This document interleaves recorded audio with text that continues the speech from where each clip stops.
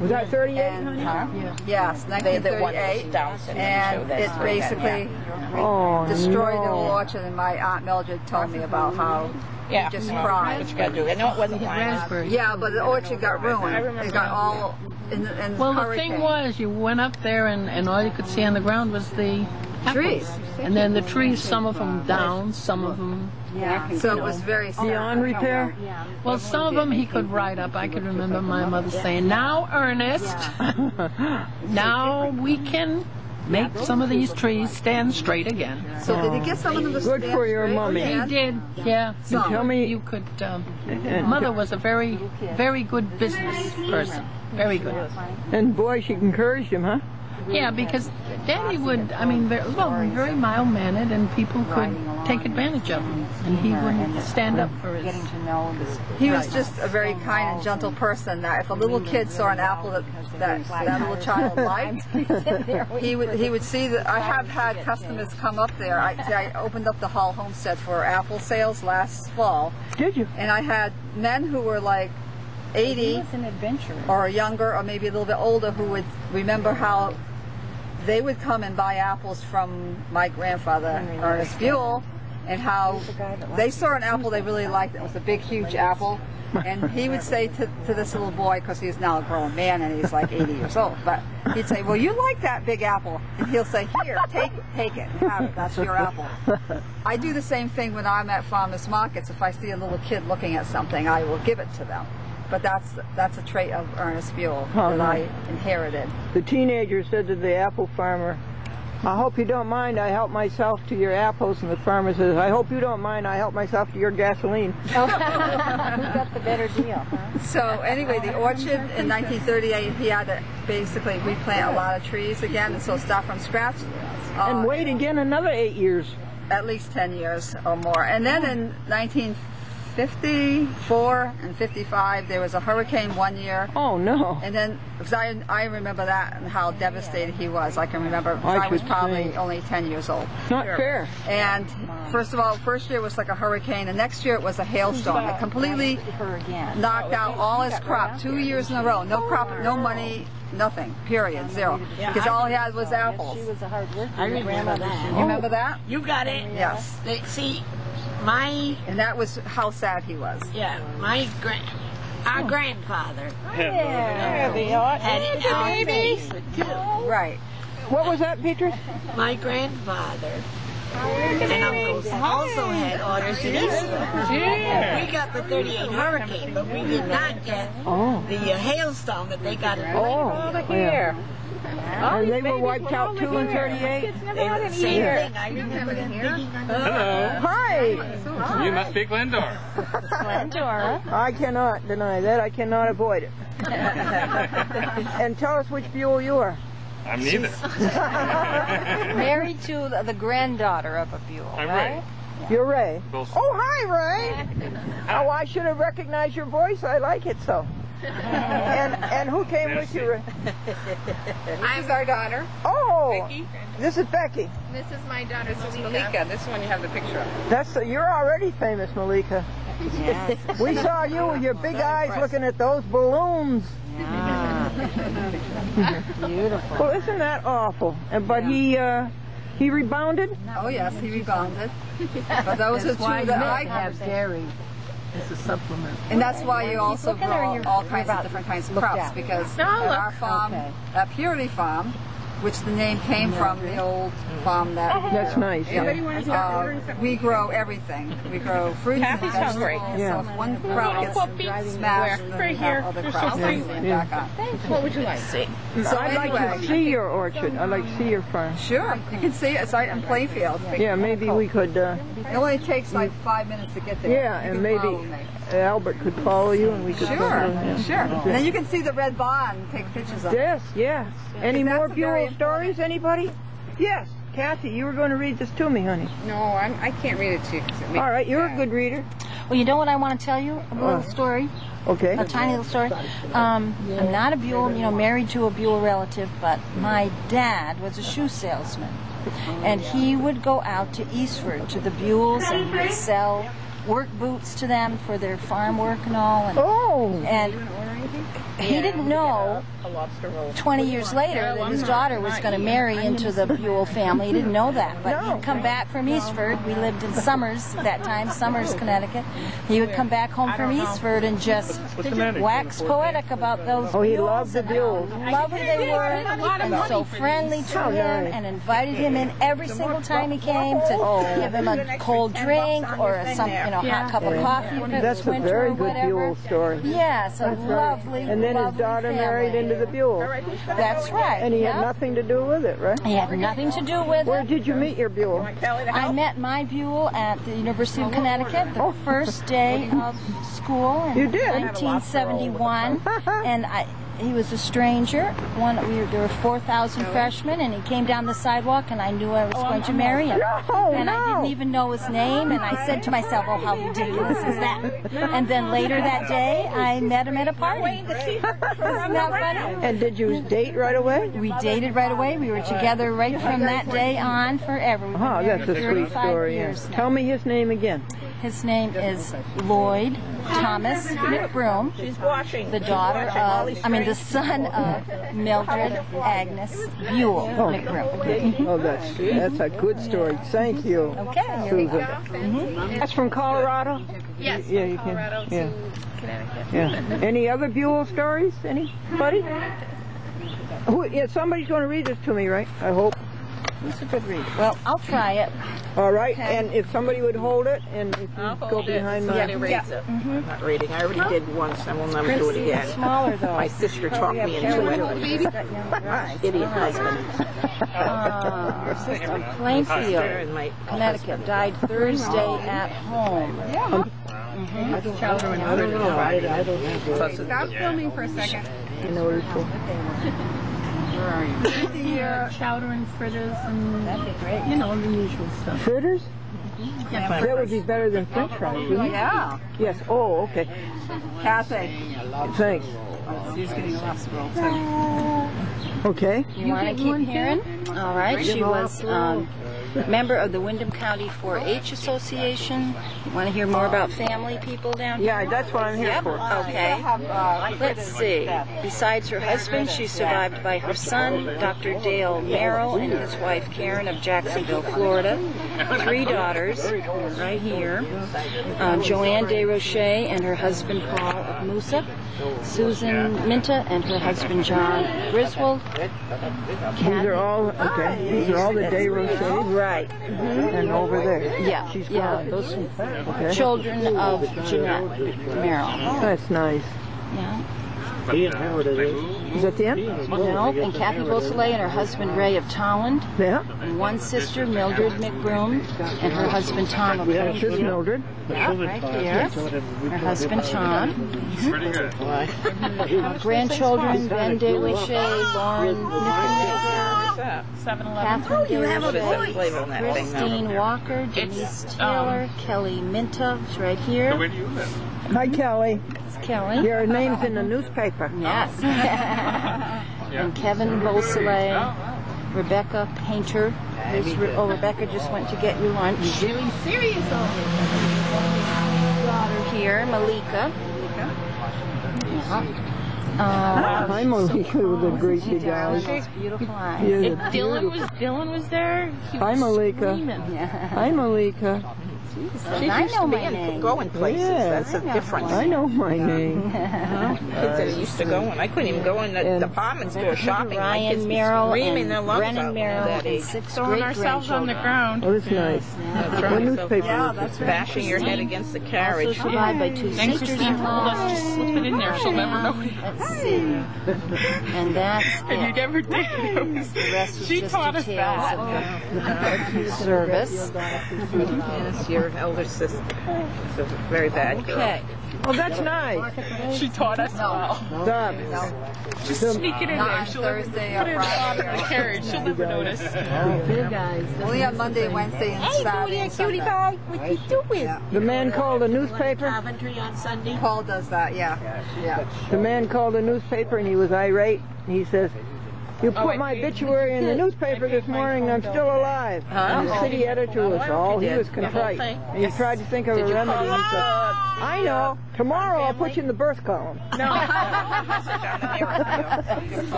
They look very much like Abraham Lincoln. Is this true? It's very true. I need to know how that connection is, and I don't know. I don't have time. And you mean, do I know anything about it? Yeah, No, I never heard that. about it, but Anybody else know anything about it? No. Buell's related to Abraham Lincoln? Lincoln's mother, is that? Okay, so she's saying I maybe think it was Abraham Lincoln's.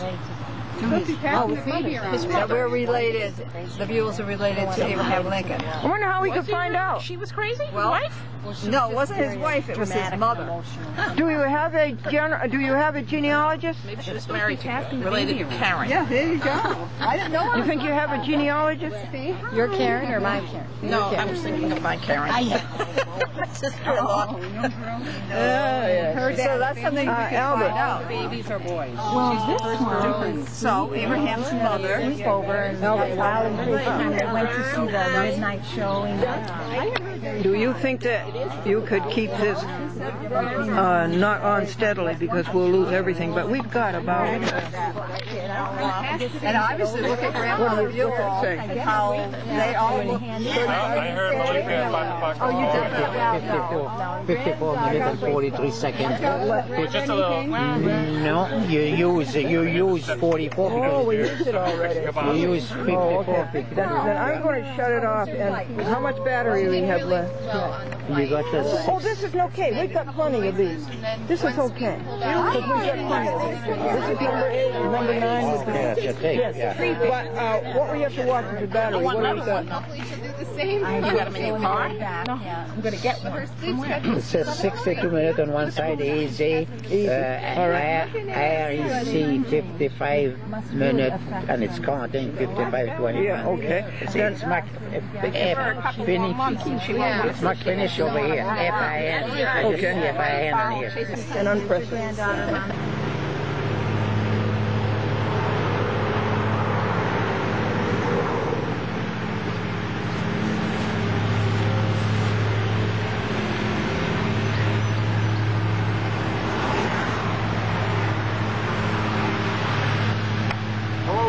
Hello there. How are you? We're not getting rid of any of that. But Oh, okay. Well, I figured I'd stop by, see somebody. I said, well, I'll stop and ask them. You know what I mean? no, But, that's all our stuff. Yeah. Okay. Everything. Yeah. Very good. Well, thank Well, you you for don't know coming. if you don't ask. That's You know. right. Thanks very much. Yeah. We'll see you. My neighbors could use you, but they're in New York. Oh, maybe I should. All right. Take care.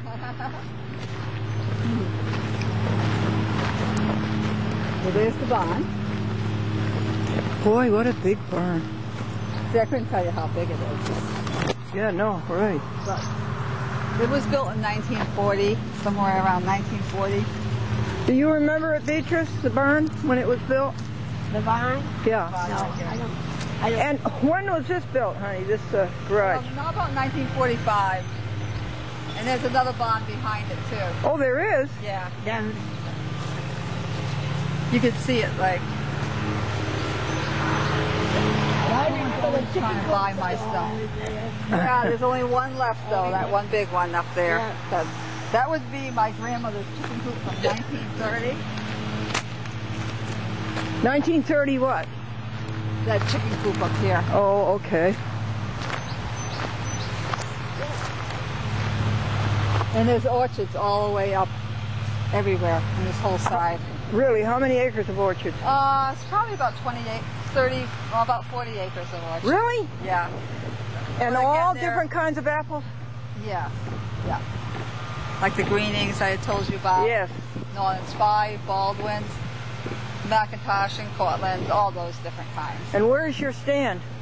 I sell at farmers markets, and then when I do sell here, I sell right in front of the house, like my grandfather used to do. Oh, how nice.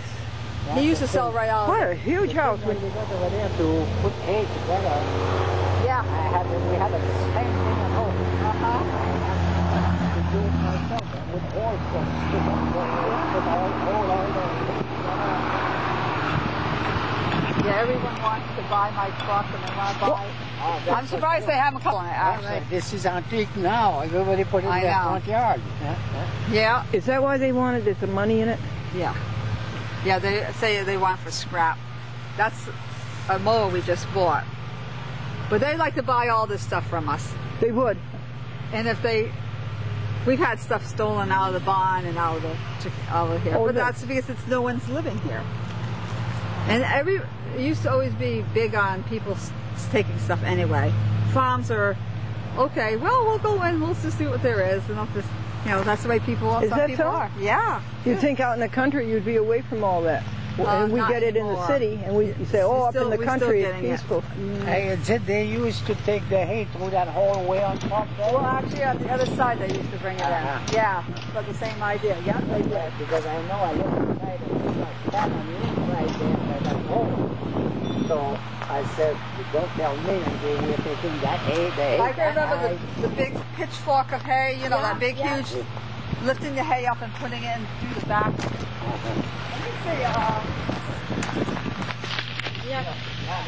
We had many, many happy days here. Yeah. My Aunt Henrietta used to climb up out of that room. She did? At Christmas time. Go out the skylight. And have all of the nieces and nephews and grandnieces and grandnephews out on the front lawn. And she would throw presents. She'd dress in a Santa Claus suit. Ho. And throw out. Yep. Oh, that's lovely. Yeah.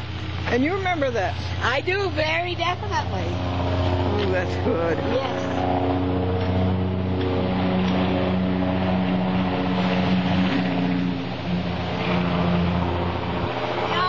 People didn't have television and this and that.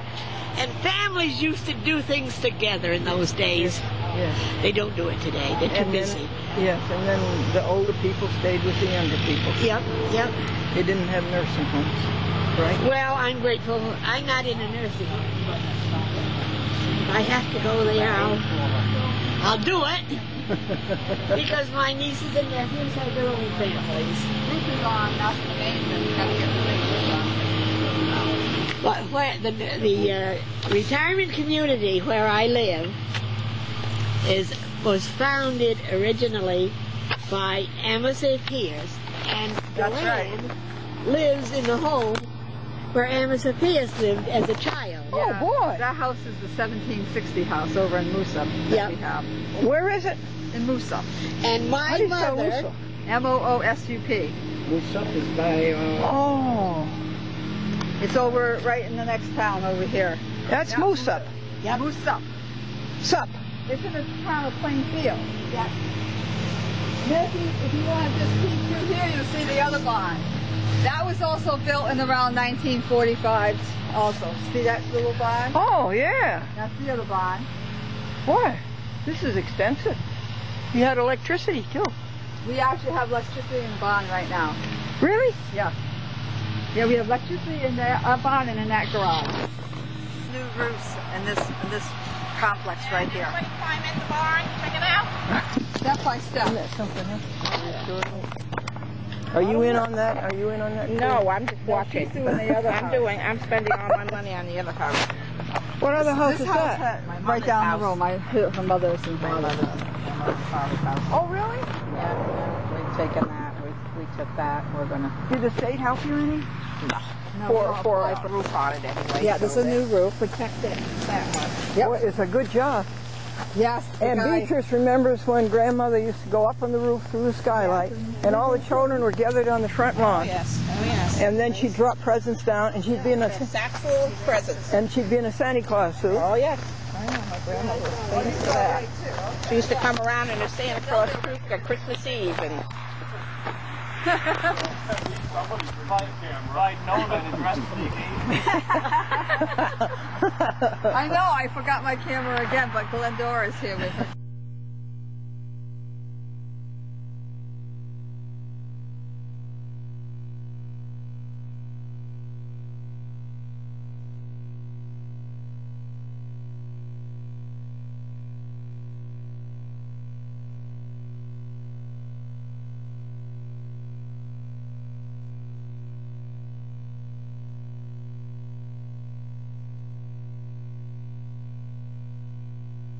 this is the road home. Can you imagine anybody more generous than Mr. and Mrs. Albert LeBrun? This is Route 23 west, the foothill of the Berkshires. It's 4:30 afternoon.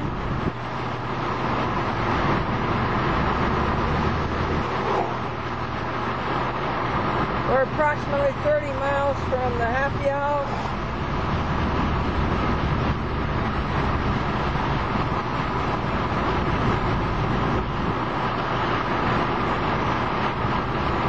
Open our eyes that I may see glimpses of love thou hast for me. Place in my hands that wonderful key that will unclasp and set us free. Silently now we wait for thee. Ready our God.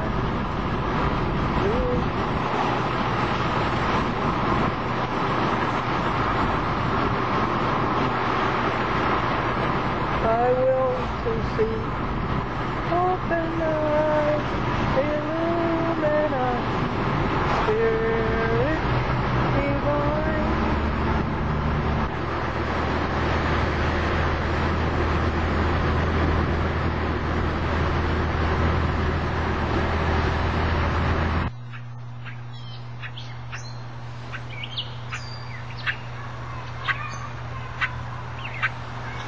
Well, be it ever so humble, there's no place like home. 5:15 p.m., 123 miles, 3 hours.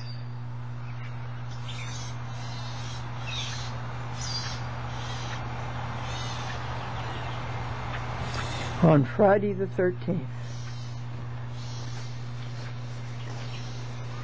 And now, put away. Put away. There's one little happy cat. I haven't seen Sebastian yet, though. Put away. Put away. A good sleep. The chemtrails, the crooked courts, the liars for hire. She'll tell you a joke and then make you smile. It's getting there. All right, talk to you later. Bye. This is Ralph from House Tire.